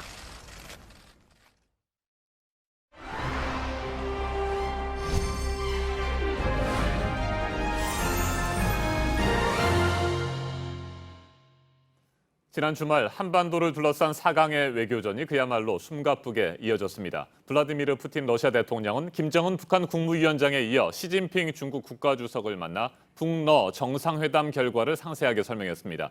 도널드 트럼프 미국 대통령과 아베 신조 일본 총리는 1박 2일 정상회담과 골프 회동 등을 통해 밀착을 과시했습니다. 북한과 중국, 러시아 대 미국과 일본의 대립 구도가 강화되는 것 아니냐 이런 우려가 나옵니다. 우리 정부의 입지가 좁아지는 것을 우려하는 목소리도 있습니다.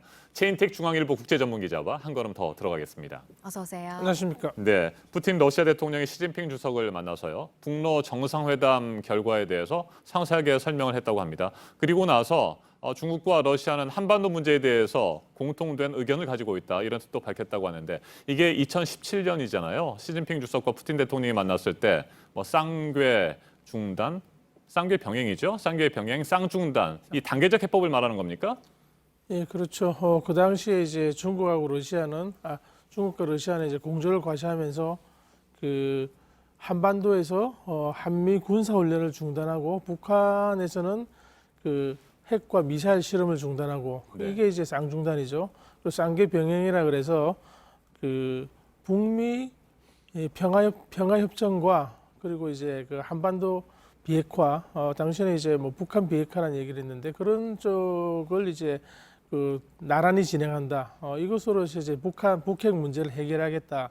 이런 이제 서로 이제 공통된 얘기를 했는데요. 그 이후로 이제 싱가포르 북미 정상회담이 있었고 해서 이제 다양한 상황 자체가 이제 변하고 있는데 다시 이걸 꺼낸 이유는 어떤 그 중국과 러시아가 지금 공조를 시작했다.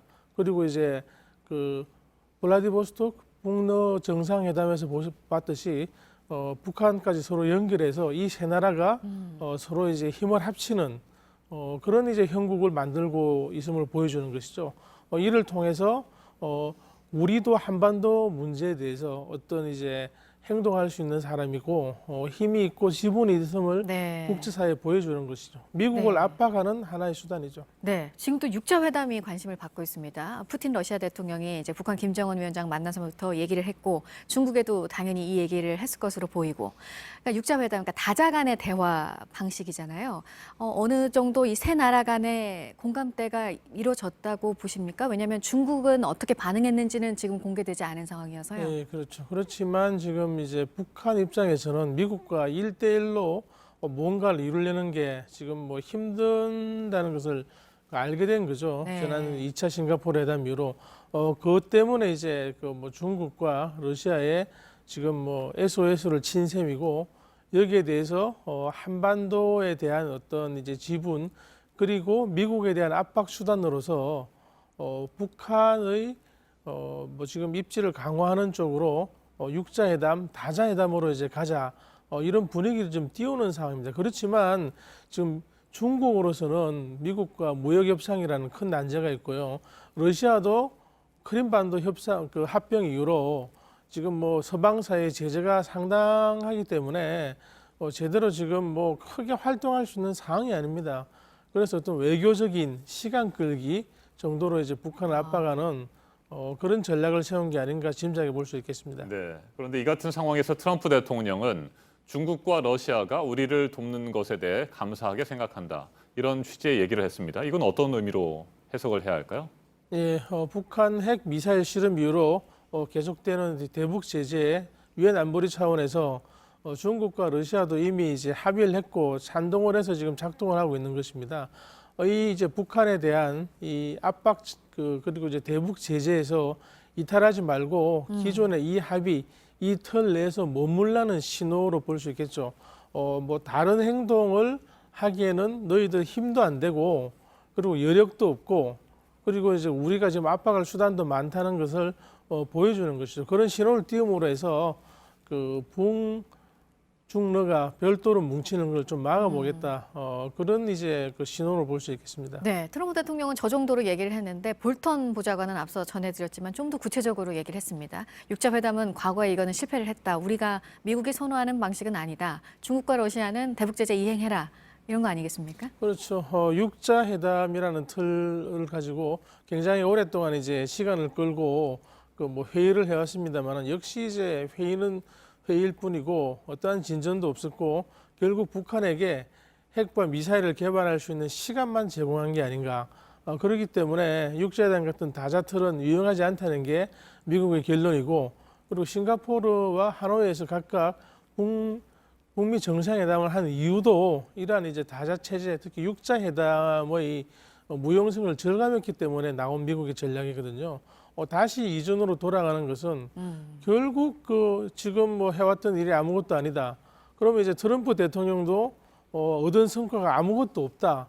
그런 일을 왜 했느냐 이런 이제 비난을 받을 수 있기 때문에 결코 여기서는 미국이 양보하기가 쉽지 않은 그런 상황입니다. 볼턴의 발언도 그런 맥락에서 나온 것으로 봐야겠죠. 네.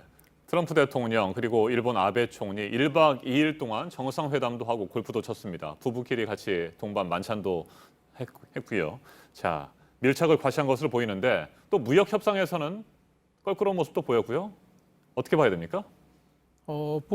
미국 특히 트럼프 대통령이 좀 내년에 이제 재선을 위한 선거를 앞두고 어떤 국내 지지 세력 그리고 이제 지지 세력을 결집을 해야 되는데 이런 와중에서 이제 무역 협상이라는 건 굉장히 이제 좋은 재료거든요. 그걸 가지고 이제 한번 들이민 셈이고 아베로서는 5월에 이제 새 일왕저기 그리고 6월에 G20 정상회의 그리고 이제 7월에 참여연 선거. 이 참여연 선거에서 3분의 2 이상을 3분의 1을 차지해야지 아베가 수건인 전쟁할 수 있는 일본으로 만드는 개헌 발의가 가능하거든요. 이 로드맵에 따라서 걷고 있는 아베에 대해서 무역이라는 그 시기를 5월 말에 끼워 넣음으로 해서 아베에게 굉장히 정치적인 압박을 줄 수 있거든요. 그러면 또 트럼프 대통령이 내가 딜을 잘해서 미국산 농산물을 수출하게 됐다. 얼마의 이익을 얻게 됐다고 미국 유권자들에게 얘기를 할 수 있는 것이죠. 각각 내부 정치형으로 지금 이제 충돌하고 있는 그런 상황으로 볼 수 있겠습니다. 네, 한반도 문제를 두고 미일 또 중러 이 대결 구도가 또 짙어지고 있어서 이 부분 한번 오늘 짚어봤습니다. 최인택 중앙일보 국제전문기자였습니다. 잘 들었습니다. 도널드 트럼프 미국 대통령이 방위비 분담금 증액을 다시 요구하겠다고 밝혔습니다. 직접적으로 한국을 거론하지는 않았지만 지난 2월 발언 등에 비춰보면 우리 정부를 겨냥한 것으로 보입니다. 네, 이르면 이번 상반기 안에 시작될 한미 간의 분담금 협상을 앞두고 트럼프 대통령의 압박이 계속되는 모습입니다. 조민중 기자가 보도합니다. 트럼프 대통령이 다시 한국의 방위비 분담금을 올려야 한다고 주장했습니다. 현지 시간 27일 위스콘신주 정치 유세에 참석해 자신의 성과를 언급하면서입니다. 트럼프 대통령은 어떤 나라가 내 전화 한 통으로 5억 달러 이상을 내기로 했다고 밝혔습니다. 이어 내년엔 더 많이 요구할 것이다. 당신들은 지불해야 한다고 덧붙였습니다. 트럼프 대통령은 이날 구체적으로 나라 이름을 말하지 않았지만 지난 2월에도 한국을 거론하며 비슷한 발언을 한 적이 있습니다. They agreed to pay yesterday $500 million more toward their defense. $500 million with a couple of phone calls. I said, why didn't you do this before? They said nobody asked. So it's got to go up. 그러나 이 발언은 한국이 올해 방위비 분담금을 지난해보다 787억 원 올린 것과 다른 주장이라는 지적을 받았습니다. 워싱턴 포스트도 트럼프 대통령이 미국 측 지출이나 한국의 분담금 인상액 등을 부풀렸다고 보도했습니다. JTBC 조민주입니다. 프로축구 전북현대가 FC 서울과 1위 자리를 건 시즌 초반 라이벌 대결에서 짜릿한 승리를 거뒀습니다. 전북은 어제 전주 월드컵 경기장에서 열린 2019 K리그1 서울과의 홈경기에서 후반 종료 직전 터진 한승규의 결승골에 힘입어 서울을 2대1로 물리쳤습니다. 이로써 전북은 최근 리그 6경기에서 5승 1무의 질주를 이어가며 가장 먼저 승점 20점 고지에 올라 선두를 달렸습니다. 반면 서울은 전북의 뒷심에 막혀 승점 17점에 제자리 걸음하며 선두 도약의 기회를 놓쳤습니다. 최혜진 선수가 어제 레이크우드 컨트리클럽에서 열린 한국 여자 프로골프 KLPGA 챔피언십 최종 라운드에서 정상에 올랐습니다. 최혜진과 박소연은 최종 라운드에서 나란히 2언더파 70타를 치며 최종 합계 13언더파 275타로 승부를 가리지 못했습니다. 이후 최혜진은 18번 홀에서 열린 연장전에서 버디를 잡아 파에 그친 박소연을 제쳤습니다.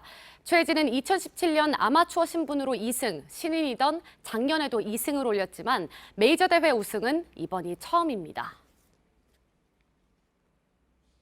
용인대를 중퇴하고 영암군 민속씨름단에 입단한 장성우가 영월장사 씨름대회에서 첫 백두장사에 올랐습니다. 어제 강원도 영월 스포츠파크 실내체육관에서 열린 140kg 이하 장사 결정전에서 장성우는 차승진의 접전 끝에 3대2로 누르고 승리를 거뒀습니다.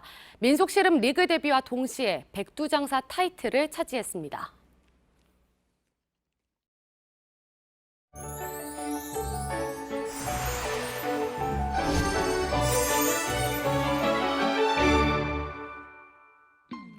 오늘 전국이 흐리고 구름 많겠습니다. 충청도와 남부지방으로는 비가 내리겠는데요. 이미 제주와 전남 지역에 비가 시작이 됐고요. 오전 중 남부 전체와 충청도까지 확대되겠습니다. 오후에는 강원 남부에도 내리는 곳이 있겠습니다. 밤이면 대부분 그치겠지만 제주와 일부 영남 지방에는 내일 아침까지 길게 이어지겠습니다. 따라서 총 강수량도 많은데요. 남해안과 영남 동해안, 제주에 최대 40mm 예상됩니다. 남해안과 제주에는 비와 함께 바람도 강하겠습니다. 시설물 관리 잘해주셔야겠습니다. 오늘 대체로 선선하고요. 비 때문에 충청 이남 지역으로는 낮에도 꽤 쌀쌀하겠습니다. 오늘 서울과 춘천이 19도 예상되고 대전과 전주, 광주와 대구는 14도에 그치겠습니다. 북한은 평양과 해주, 개성이 19도, 함흥과 중강이 17도로 예상됩니다. 내일은 비가 그치고 기온이 훌쩍 올라서 낮 동안 다시 포근하겠습니다. 기상정보였습니다. 아침엔 뉴스워치, 오늘 하루 관심을 가지고 지켜봐야 할, 기억해야 할 뉴스 끝으로 정리해드립니다. 더불어민주당과 자유한국당을 비롯한 여야 각 당이 선거제 개편안 등의 패스트트랙 지정을 놓고 주말과 휴일에 이어 지난 밤 사이에도 대치했습니다. 오늘도 사법개혁특별위원회와 정치개혁특별위원회 회의 소집을 놓고 충돌할 것으로 보입니다. 민주당은 오전 10시 의원총회를 다시 열기로 했고 한국당은 원내대표단 등을 국회 행정안전위원회 회의실로 소집했습니다. 이런 가운데 자유한국당의 정당 해산을 촉구하는 청와대 국민청원에는 지금까지 30만 명 이상이 동참했습니다. 미국 백악관의 볼턴 국가안보보좌관이 푸틴 러시아 대통령이 언급한 육자회담과 관련해 과거에 실패한 방식이라며 미국은 선호하지 않는다고 선을 그었습니다. 그러면서 중국과 러시아의 대북 제재 이행 강화를 촉구했습니다. 도널드 트럼프 미국 대통령이 또 한국을 겨냥해 방위비 분담금 증액을 요구하겠다고 밝혔습니다. 트럼프 대통령은 이미 지난 2월에도 비슷한 발언을 한 적이 있습니다. 이르면 이번 상반기 안에 미국과 내년도 방위비 분담금 협상을 다시 시작해야 하는 우리 정부의 대응이 주목됩니다. 1948년 여순 사건 당시 반란군에 협조했다는 혐의로 곧바로 사형을 당한 민간인 희생자들에 대해서 다시 재판을 하라고 앞서 대법원이 결정을 했었고 오늘 재심 첫 재판이 열립니다. 일반적인 1심 공판 절차로 진행이 될 예정입니다. 오늘 전해드릴 소식은 여기까지입니다. 이상으로 JTBC 뉴스 아침엔 월요일 순서 모두 마치겠습니다. 건강한 하루 보내시기 바랍니다. 고맙습니다.